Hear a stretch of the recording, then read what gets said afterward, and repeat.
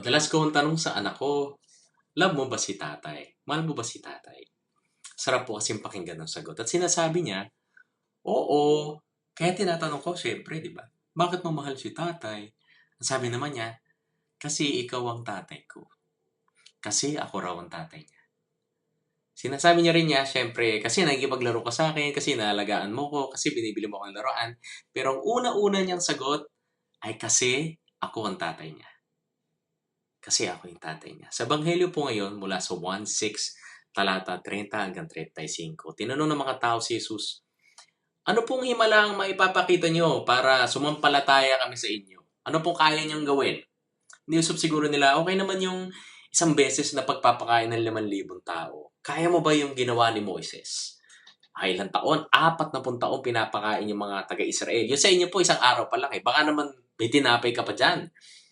Hindi na kami kailangang magpakakuba sa trabaho.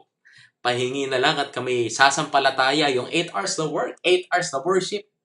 Baka kung tayo ngayon nandun, ma-disappoint pa tayo. Wala na palang pagkain. Uwi na.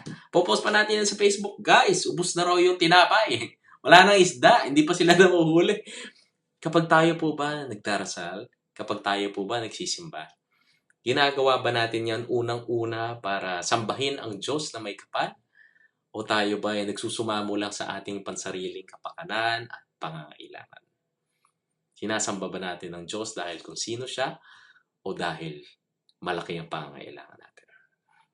Ito pong ebanghelyong ito ay magandang paalala at punto ng pagninilay. Kung pinupuri ba natin ang Panginoon base sa kung anong kaya niyang gawin para sa atin o minamahal natin siya unang-una dahil sa kung sino siya. Siya po ang nag-iisang tinapay ng buhay at nasusulat na kung sino mang lalapit ay hindi na magugutom at mauuhaw kailanman. Pagkat ang tinapay na galing sa langit ay nagbibigay buhay sa sangkatauhan at hindi lang po sa pangangatawan.